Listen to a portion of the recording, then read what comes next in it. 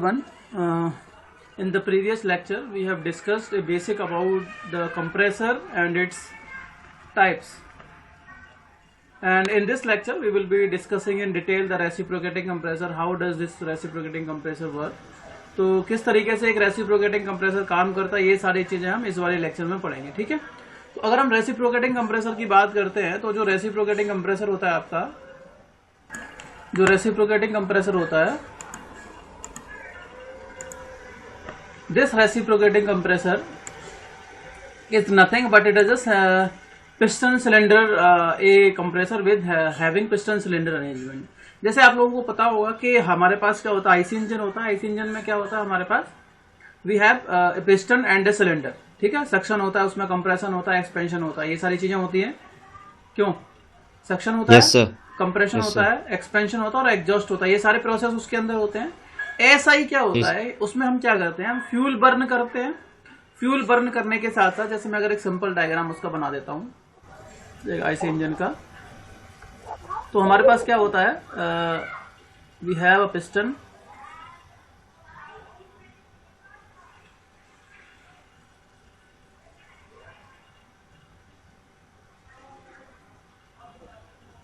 ठीक है,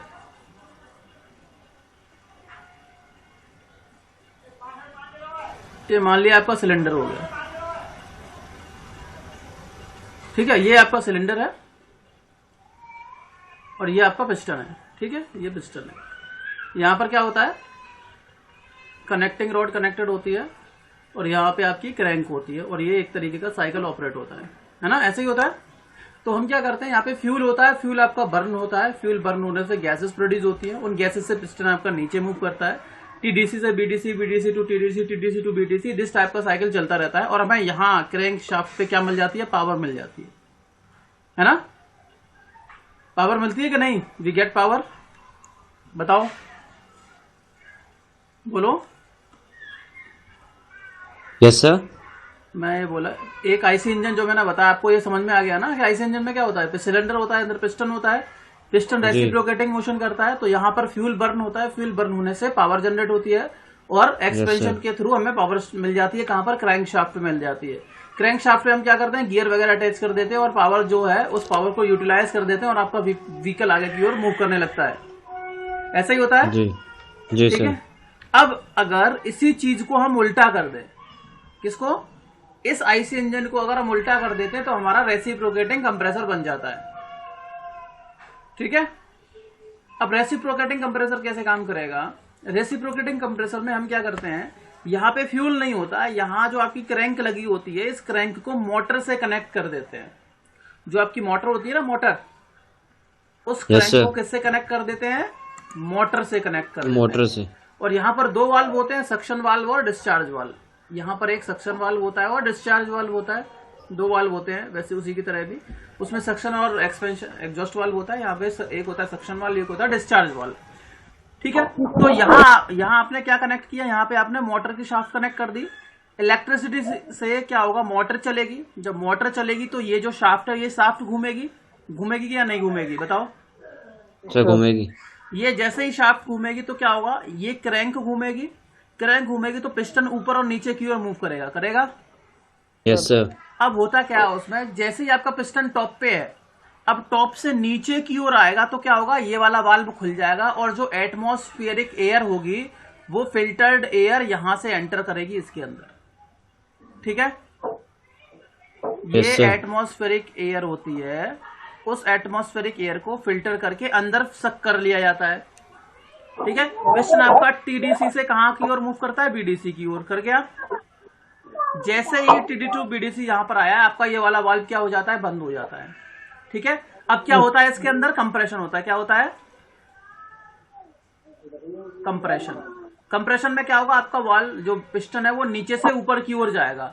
तो जो एयर इसके अंदर पहले आ चुकी है, उस एयर को हम क्या कर रहे हैं, कंप्रेस करेंगे। क्यों, बताओ, उस एयर को कंप्रेस करेंगे या नहीं। Yes sir. तो ये आपका टॉप डेड सेंटर है, ये वाला, ये आपका टीडीसी है, टॉप डेड सेंटर, और ये आपका है bottom dead centre, bottom dead centre. ठीक है, एक मिनट रुको। Yes sir.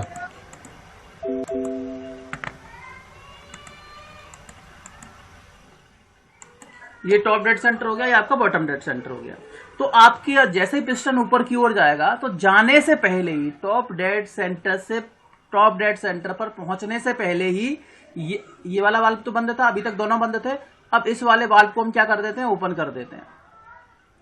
ठीक है, जैसे ही आपका ये वाला वाल्व ओपन हुआ, ये वाला वाल्व ओपन हुआ तो क्या होगा, यहां पर जो एयर आया चुकी थी वो कंप्रेस हो चुकी थी, और कंप्रेस होने के साथ साथ उसका प्रेशर क्या हो गया था, उसका प्रेशर इंक्रीज हो गया था कि नहीं हो गया था, बताओ। बढ़ गया था सर। Yes sir. प्रेशर बढ़ गया। अब उस प्रेशर को हम क्या करते हैं, क्या हो जाता है, उसका डिस्चार्ज हो जाता है। यहाँ पे क्या हो जाता है, डिस्चार्ज हो जाता है। और आपको पता होगा कि जो भी जहां साइकिल वगैरह बनती हैं, जहां भी आप लोग बाइक वगैरह में हवा भरवाते हैं, तो वहां पर उनके पास एक वो होता है, कंप्रेसर रखा होता है, इस टाइप का कंप्रेसर होता है, और इसके ऊपर यहाँ पर एक अरेंजमेंट लगा रहता है, यहाँ पे बेल्ट लगी होती है मोटर के थ्रू। Yes sir. लगी रहती है कि नहीं। तो यही है, जैसे ही ये एयर कंप्रेस होती है, इसको हम कहां पर भेज देते हैं, इस सिलेंडर के अंदर भर देते हैं, जिससे इसके अंदर जो एयर होती है वो हाई प्रेशर के अंदर चली जाती है, हाई प्रेशर से चली जाती है। ठीक है जी। अब लेकिन अब हम इस वाले केस में हम किसकी बात नहीं कर रहे, एयर की बात नहीं कर रहे, हम किसकी बात कर रहे हैं, रेफ्रिजरेंट की। जहां एयर है वहां रेफ्रिजरेंट की बात कर लेंगे। रेफ्रिजरेंट वेपर्स को हम कंप्रेस कर रहे हैं, क्यों भाई, रेफ्रिजरेंट वेपर्स को कंप्रेस कर रहे हैं ना। ठीक है, तो जैसे ही ये कंप्रेस हुआ, कंप्रेस होने के साथ साथ ये जो वेपर्स हैं रेफ्रिजरेंट की वेपर्स, वो रेफ्रिजरेंट की वेपर्स किसको डिस्चार्ज कर देते हैं, हम किसके पास भेज देते हैं, कंडेंसर के पास भेज देते हैं। अगर हम एयर की बात कर रहे हैं तो एयर वाले में यही फंक्शनिंग होती है, और अगर हम रेफ्रिजरेशन के केस में बात करेंगे, रेफ्रिजरेंट के केस में, तो यहां पर आपकी एयर नहीं जाएगी, क्या जाएंगी, रेफ्रिजरेंट क्या जाएंगे बताओ, वेपर्स, है ना। यहाँ पर सक्शन में क्या जाएंगी, रेफ्रिजरेंट वेपर्स जाएंगी, नीचे आएगा पिस्टन, इसके बाद ये वाला वाल्व बंद हो जाएगा, फिर कंप्रेस हो जाएंगी। कंप्रेस होने के बाद जैसे ही आप लोग डिस्चार्ज वाल्व ओपन करेंगे तो ये डिस्चार्ज हो जाएगा। ठीक है, ओके, बताओ जी सर। समझ में आ गया, नहीं आ गया, किस तरीके से काम करता है, आ गया सर। ठीक है। ये तो जब बस कुछ नहीं है, जो आपका आईसी इंजन होता है, उस आईसी इंजन को उल्टा कर दो तो आपका रेसिप्रोकेटिंग कंप्रेसर बन जाएगा। ठीक है, अब वो सिंगल एक्टिंग भी हो सकता है, डबल एक्टिंग भी हो सकता है। बेसिक फंक्शनिंग कैसे होती है वो समझ में आ गया ना आप लोगों को। यही मुझे समझाना है एक डायग्राम के थ्रू आपको दोबारा से। ठीक है, वो मैंने अभी बेसिकली जल्दी चीजें आपको समझा दी। अब मैं एक बार जो भी पॉइंट्स हैं वो बता देता हूँ। ये वाली पीडीएफ मैंने भेज दी, आप लोगों को नहीं भेजी, हेलो सर? नहीं, पता नहीं सर, नहीं भेजी शायद सर, अभी नहीं है। चलो मैं भेज दूंगा, वैसे मैंने भेज दी होगी जहां तक मुझे याद है। और तो अगर नहीं है तो मैंने लेक्चर कुछ हैं, उन लेक्चर्स की कॉपी पड़ी हुई है, वो लेक्चर चैनल पे पड़े हुए हैं, वहां जाकर के आप लोग सर्च कर सकते हो, है ना। नोट्स बना लो अच्छे से, जिससे जब आप लिखो ना तो आपको याद भी हो जाएगा। ऐसे पढ़ने से चीजें याद नहीं होंगी ज्यादा, लेकिन आप खुद से लिख के बनाओगे नोट्स। देखो फाइनल ईयर के पेपर तो होने ही होने हैं, अभी सेकंड ईयर थर्ड ईयर के भी शायद हो, तो वो अभी हमें पता नहीं, लेकिन फाइनल तो कंफर्म है होने हैं। ठीक है, इसीलिए आप लोग तैयारी करते रहो, मेहनत करते रहो। ठीक है, दूसरा मॉड्यूल चल रहा है, इसमें ज्यादा टाइम नहीं लगने हैं, इनमें ज्यादा टाइम नहीं लगेगा, इसीलिए मैं आपसे बोल रहा हूँ कि आप लोग एक्टिव हो जाओ, क्योंकि फाइनल ईयर है, जितने परसेंटेज आप लोगों के बन जाएंगे उतना आप लोगों के लिए ही अच्छा है। ठीक है, और जिन लोगों को मान लिया आगे और पढ़ाई करनी है, हायर स्टडीज करनी होती है, जैसे कुछ लोग हैं, काफी कुछ स्टूडेंट बीटेक में इंटरेस्टेड होते हैं, है ना। और क्योंकि देखो ये जो डिप्लोमा है आपका, उस डिप्लोमा से आप एक लेवल तक ही ठीक है। चलिए तो तो पहले देख लेते हैं कि क्या क्या बेसिक्स हैं इसके। तो अगर जो रेफ्रिजरेंट वेपर्स आपके पास आ रही हैं, उन रेफ्रिजरेंट वेपर्स को आप रेसिप्रोकेटिंग इफेक्ट के थ्रू, रेसिप्रोकेटिंग पिस्टन के रेसिप्रोकेटिंग मोशन के थ्रू कंप्रेस कर रहे हो, तो आपका रेसिप्रोकेटिंग कंप्रेसर होता है। ठीक है, the compressor in which the refrigerant vapours are compressed by the reciprocating. Reciprocating का मतलब होता है टू एंड फ्रो मोशन, इधर लीनियर इस टाइप का मोशन जो हो रहा है, आगे पीछे इस टाइप का जो मोशन हो रहा है, वो आपका रेसिप्रोकेटिंग होता है। Bye the reciprocating motion of the piston it is called reciprocating compressor. तो रेसिप्रोकेटिंग कंप्रेसर में जो रेफ्रिजरेंट वेपर्स होती हैं कहां से आने वाली, इवेपोरेटर से आने वाली, उन वेपर्स को हम क्या करते हैं, रेसिप्रोकेटिंग एक्शन के थ्रू क्या करते हैं, हम उनको कंप्रेस करते हैं। ठीक है, चलिए दूसरा पॉइंट देख लेते हैं। जनरली ये जो कंप्रेसर्स होते हैं, these compressors are used for those refrigerants which have low volume per kilogram. मतलब उन रेफ्रिजरेंट के लिए हम इसको यूज करते हैं जिनका वॉल्यूम कम होता है पर केजी। ठीक है, पर केजी जिनका वॉल्यूम कितना होता है, कम होता है, उनके लिए यूज करते हैं। और लार्ज प्रेशर डिफरेंस, मतलब जनरली आप इतना लिख देना, these compressors are used for the refrigerants having low volume per kilogram like R12, R22 and R717। ठीक है, इन रेफ्रिजरेंट्स के लिए हम इन कंप्रेसर्स को यूज करते हैं। दूसरा, the reciprocating compressors are available in the size limits from 1/12 kilowatt for small refrigerator to the 150 kilowatt. मतलब ये जो कंप्रेसर्स हमारे पास मार्केट में जो अवेलेबल है ना, वो 1/12 किलोवाट से लेकर के 150 किलोवाट तक के कंप्रेसर्स मार्केट में आते हैं। ठीक है, 1/12 किलोवाट से लेकर के 150 किलोवाट तक के साइज में ये जो कंप्रेसर्स है वो मार्केट में अवेलेबल है। ठीक है, चलिए जी। तो इनके साइज भी आपको पता होना चाहिए कि मार्केट में किलोवाट के हिसाब से आते हैं कि कितने किलोवाट का कंप्रेसर है। आपका कंप्रेसर जितना हैवी होगा उतने वोल्टेज उसके ज्यादा होंगे, और ज्यादा वोट होने का मतलब ये है कि आपका कंप्रेसर लाइट भी ज्यादा खाएगा और इफेक्ट भी ज्यादा प्रोड्यूस करेगा। अब इसमें मैंने आपको बताया था स्टार्ट में, कल ही बता दिया था कि जो रेसिप्रोकेटिंग कंप्रेसर्स होते हैं, these compressors are of two types.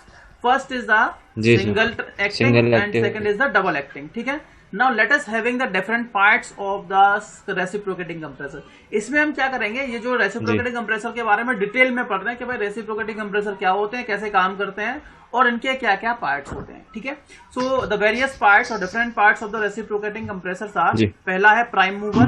Prime mover वो पार्ट होता है जो कि उस आपके कंप्रेसर को चलाएगा। तो चलाने वाला कंपोनेंट क्या है, मोटर है ना। प्राइम मूवर मोटर हो गया। पिस्टन होता है इसके अंदर, मैंने बताया था पिस्टन होता है, कनेक्टिंग रॉड होती है, क्रैंक होती है, सक्शन वाल्व होता है, डिस्चार्ज वाल्व होता है, सिलेंडर होता है। ये चीजें मैंने आपको बताई हैं। ये भाई ये सारी चीजें ये सारी चीजें suction valve, discharge valve, cylinder, piston, connecting rod, crank, ये तो आईसी इंजन में भी होता है। लेकिन आईसी इंजन में एनर्जी प्रोड्यूस होती है, मतलब वर्क मिलता है, जबकि कंप्रेसर के अंदर हमें वर्क देना पड़ता है। ठीक है, यही सारी चीजें मैंने आपको बताई थी, बस उल्टे होते हैं दोनों एक दूसरे के, these are of opposite nature. ठीक है, अब देख लेते हैं कि ये काम कैसे करता है। देखो, the principle of operation of the compression cycle of single acting reciprocating is discuss below. मतलब वही है कि हम सिंगल एक्टिंग रेसिप्रोकेटिंग कंप्रेसर जो है उसकी वर्किंग डिस्कस करने वाले हैं। ठीक है, चलिए यस सर। चलिए अब देख लेते हैं कि काम कैसे करता है।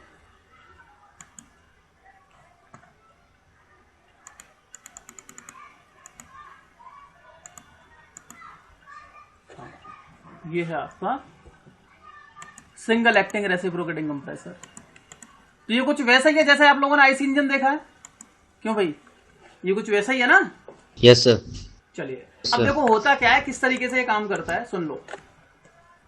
ये आपका सिलेंडर का हेड होता है, ये आपका इनलेट होता है, और ये आपका आउटलेट होता है, डिस्चार्ज होता है।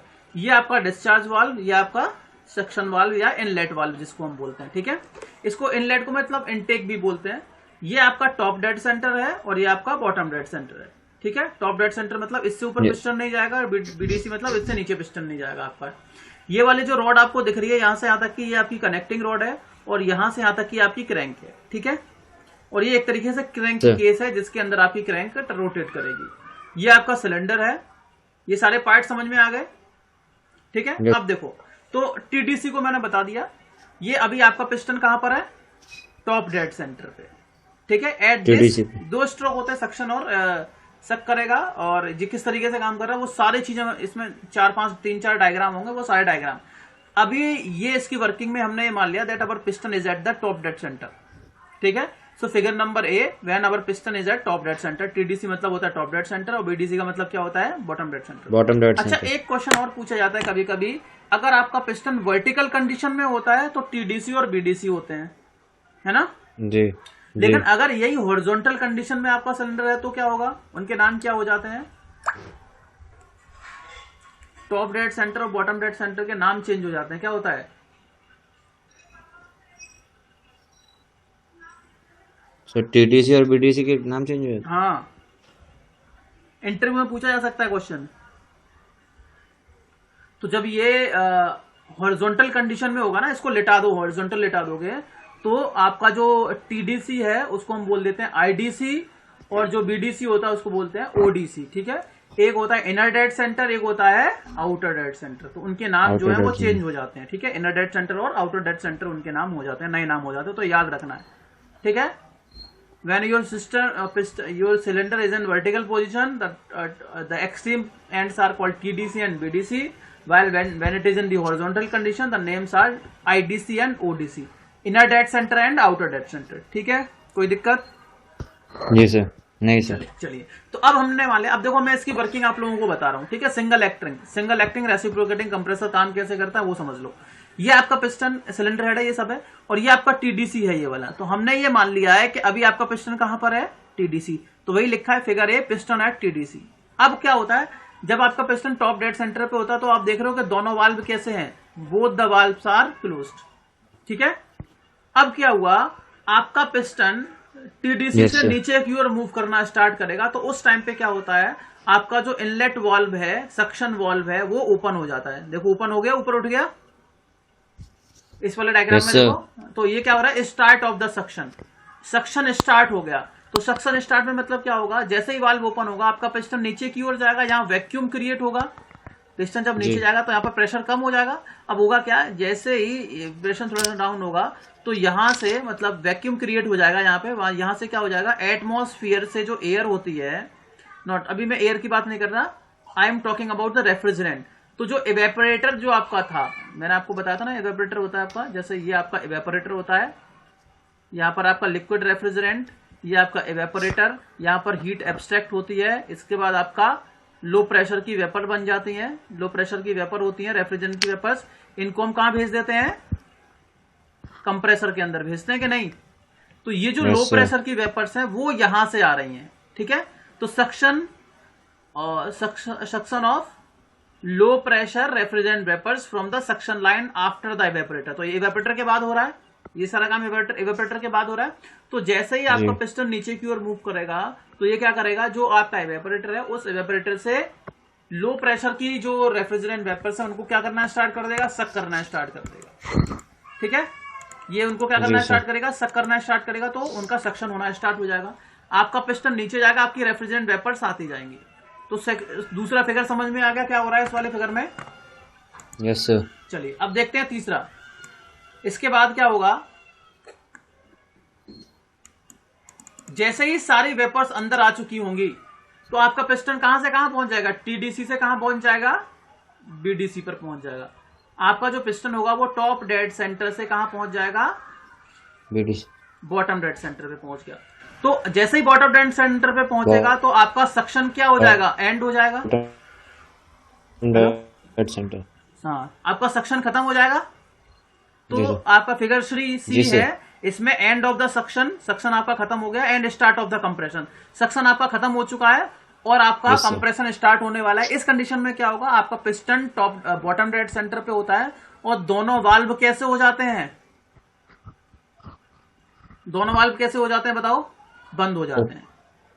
भाई अगर दोनों वाल्व बंद नहीं होंगे तो कंप्रेस तभी तो कंप्रेस कर पाओगे, नहीं तो गैस, नहीं तो रेफ्रिजरेंट बाहर में निकल जाएंगे, है ना। Yes sir. ठीक है, तो जैसे ही अब आपका क्या स्टार्ट होने वाला है, सक्शन आपका खत्म हो चुका है और कंप्रेशन स्टार्ट होने वाला है। इसके बाद फिगर नंबर डी, इसमें क्या हो रहा है, अब आपका जो पिस्टन है बॉटम डेड सेंटर से टॉप डेड सेंटर की ओर मूव करेगा और जो रेफ्रिजरेंट वेपर्स इसके अंदर आ चुकी हैं उन रेफ्रिजरेंट वेपर्स को ये क्या करना स्टार्ट करेगा, कंप्रेस करना स्टार्ट करेगा।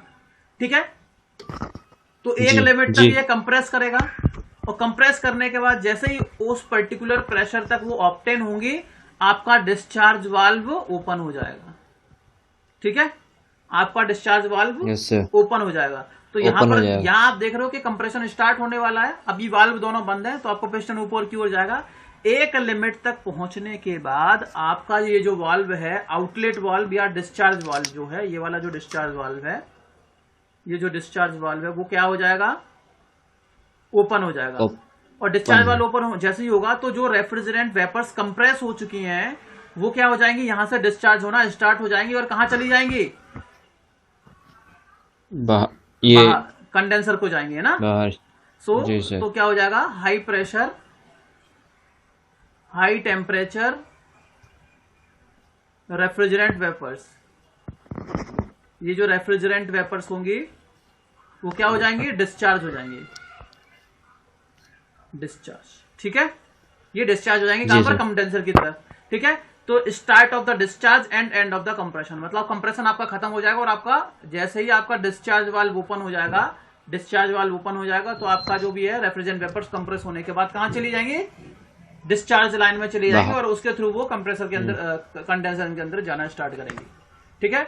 तो याद रखना है, इसमें कोई दिक्कत है यहां तक जो मैंने बताया किस तरीके से काम करता है, नहीं सर। लिख दोगे, ये चारों डायग्राम आपको बनाने पड़ेंगे, ठीक है। जैसे ही चारों डायग्राम आपने बना दिए, चारों डायग्राम जैसे ही आपने बना दिए तो आपका जो है वो कंप्लीट हो जाएगा। देखो एटलीस्ट एक क्वेश्चन जरूर आता है यहां से कंप्रेसर का, जी, ठीक है। कंप्रेसर का एटलीस्ट एक क्वेश्चन 100% आता है, उसकी वर्किंग, चाहे वो रेसिप्रोकेटिंग पूछ लिया जाए, चाहे वो रोटरी पूछ लिया जाए, चाहे वो कोई भी पूछ लिया जाए, एक पूछा जाता है, ठीक है। तो एटलीस्ट आपको ये चीजें पता होनी चाहिए। अब जो मैंने बोला है ना, जो मैंने बोला है वही लिखा है, वही लिखा है नीचे। तो देखो, क्योंकि कभी कभी स्टूडेंट क्या करते हैं, लिख नहीं पाते हैं, तो इसलिए राइटअप भी लिखा है नीचे। तो देखो, there are 3 different operations of the compressor. Suction होता है, इसके बाद कंप्रेशन होता है और इसके बाद क्या हो जाता है, डिस्चार्ज हो जाता है, ठीक है। तो वर्किंग क्या होती है, consider the piston is at TDC. पहला 1 नंबर में हमने मान लिया कि पिस्टन आपका टॉप डेड सेंटर पे है। This is called as the top dead centre position of the piston. तो इस पोजीशन को हम टॉप डेड सेंटर पोजीशन बोलते हैं पिस्टन की। इस पोजीशन में क्या होता है, सक्शन वाल्व और डिस्चार्ज वाल्व क्लोज होते हैं। मेरी बात सुनो, तुम्हें लिखना क्या है, पहले तो आपको यह लिख देना है कि पिस्टन कहां पर है, पिस्टन की पोजीशन आपको बतानी है, जी। समझ में आ गया। ये राइटअप बता रहा हूं क्या करने हैं, हर एक साइड में पिस्टन की पोजीशन बतानी है। दूसरा, वाल्व की पोजीशन बतानी है, वाल्व की कंडीशन बतानी है।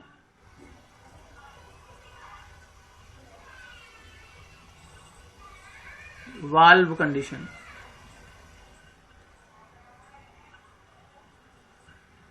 वाल्व की कंडीशन बतानी है कि वाल्व आपके ओपन है या क्लोज है, कौन सा वाल्व ओपन है, कौन सा वाल्व क्लोज है, ये बताना है। तो देखो वही लिखा होगा, both the suction and discharge valve are close, ठीक है। इसके बाद क्या होता है, when the piston moves downward. अब आपका पिस्टन, दूसरे वाले फिगर की बात करेंगे, आपका पिस्टन डाउनवर्ड मूव करने वाला है ड्यूरिंग द सक्शन स्ट्रोक, है ना। तो अगर फिगर बी की बात करेंगे तो उसमें क्या होता है, the refrigerant left in the clearance space. अब जो क्लियरेंस स्पेस में जो लेफ्ट है वो एक्सपेंड होता है, बढ़ता है, hence the pressure inside the cylinder decreases. जब वो नीचे आता है तो वहां पर सिलेंडर कम हो जाता है और रेफ्रिजरेंट जो होता है लो प्रेशर का रेफ्रिजरेंट ऑटोमेटिकली सिलेंडर के अंदर आना स्टार्ट कर देता है। जैसे as soon as the pressure in the cylinder lowers than that of the atmospheric pressure.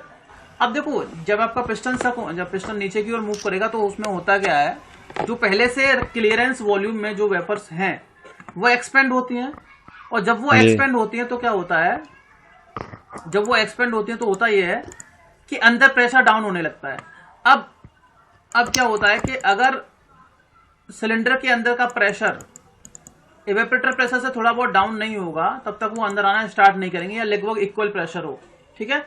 तो यही बोला है, एज सून एज, जैसे ही वो नीचे होगा तो वहां पे प्रेशर डाउन होने लगता है, hence pressure inside the cylinder decreases. उसके अंदर सिलेंडर के अंदर जो प्रेशर है वो कम हो जाएगा क्लियरेंस वॉल्यूम में।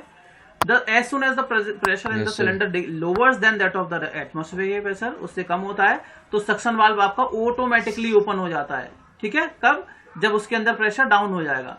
And the refrigerant vapours flow into the cylinder. इसके अंदर प्रेशर जो है, रेफ्रिजरेंट वेपर्स अंदर आना स्टार्ट कर देंगी और आपका जो पिस्टन है वो बॉटम डेड सेंटर पर पहुंच जाता है, ठीक है। जैसे ही वो बॉटम डेड सेंटर पे पहुंचता है, फिगर 3 में आपका सक्शन वाल्व बंद हो जाता है।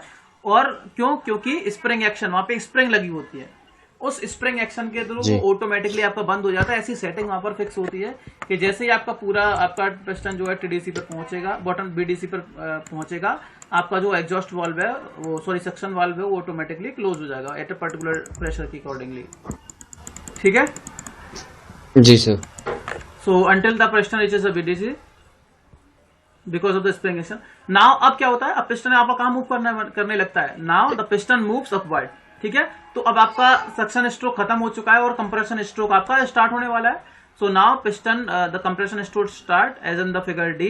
The volume of the cylinder decreases and the pressure inside the cylinder increases. वही है भाई, कंप्रेशन होगा तो वॉल्यूम कम होता है और प्रेशर आपका बढ़ता जाएगा। क्यों? क्योंकि आपके दोनों वाल्व बंद है। तो जैसे ही अब देखो आप कंप्रेस करने जा रहे हो, जैसे ही when the pressure inside the cylinder becomes greater than that on the discharge valve top, अब देखो होता ही है, जैसे आपका ये वाला वाल्व था डिस्चार्ज वाल्व, ठीक है जी जी। सॉरी, डिस्चार्ज वाल्व के ऊपर हमने एक प्रेशर मेंटेन कर रखा है, ठीक है। अब होगा क्या, हम गैसेस जो उसके अंदर रेफ्रिजरेंट आ चुका है, उस रेफ्रिजरेंट को कंप्रेस करेंगे तो ऑटोमेटिकली उस रेफ्रिजरेंट का प्रेशर बढ़ता जाएगा बढ़ता जाएगा बढ़ता जाएगा। और जैसे ही उस रेफ्रिजरेंट का प्रेशर इस वाल्व पर लगे प्रेशर से ज्यादा हो जाएगा तो क्या करेगा, ये वाल्व ऊपर उठ जाएगा, ठीक है। Yes sir. ये वाल्व ऊपर उठेगा और जैसे ही वाल्व ऊपर उठेगा तो डिस्चार्ज वाल्व ओपन हो जाएगा और रेफ्रिजरेंट की वेपर जो है वो डिस्चार्ज हो जाएंगी कहां पर, टू द कंडेंसर, ठीक है। और आपका साइकिल, आपका ये वाला साइकिल क्या होने लगता है, रिपीट होने लगता है। And this cycle is being repeated itself. और जैसे रिपीट करने लगा your this thing will be working, ठीक है। This is the simple working of the single acting reciprocating compressor, ठीक है। So in single acting reciprocating compressor की बात करेंगे, the suction, compression and discharge takes place in 2 strokes. Suction हो रहा है, कंप्रेशन और डिस्चार्ज जो हो रहा है वो कितने स्ट्रोक में हो रहा है, 2 स्ट्रोक में, ठीक है जी सर। और in the 1 revolution of the crankshaft, इसमें एक रेवोल्यूशन में ही आपका स्ट्रोक कंप्लीट हो रहा है। मतलब सक्शन, कंप्रेशन, एक्सपेंशन, ये 3 जो ऑपरेशंस होते हैं वो 2 स्ट्रोक में हो रहे हैं। 2 स्ट्रोक कैसा, टीडीसी टू बीडीसी पहला स्ट्रोक और बीडीसी टू टीडीसी दूसरा स्ट्रोक, ठीक है जी जी सर। चलिए इसके बाद देख लेते हैं,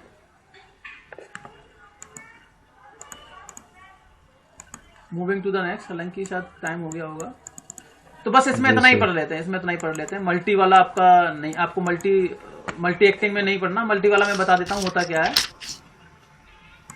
डबल होगा सर उसमें? हाँ, डबल एक्टिंग में बता, डबल एक्टिंग में बस होता क्या मैं बता देता हूँ। डबल एक्टिंग में ये होता है,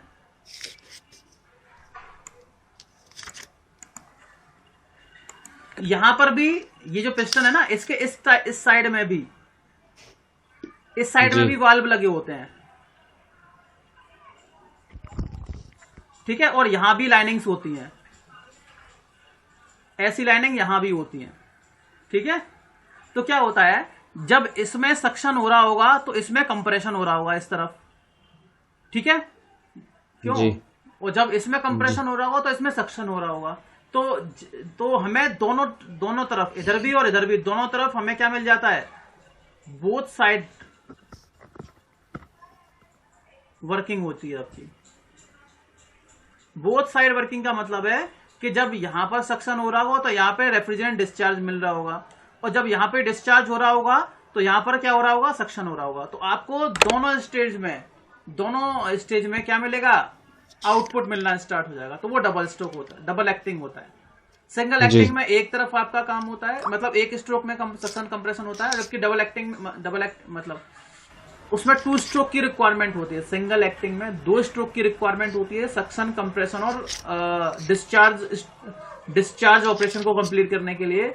जबकि डबल एक्टिंग में क्या होता है, डबल एक्टिंग में एक स्ट्रोक में ही सारे काम हो जाते हैं, ठीक है। So this is a basic function of refrigerating this compressor, ठीक है। In the next class we will be discussing in the rotary compressor, ठीक है जी सर। चलिए।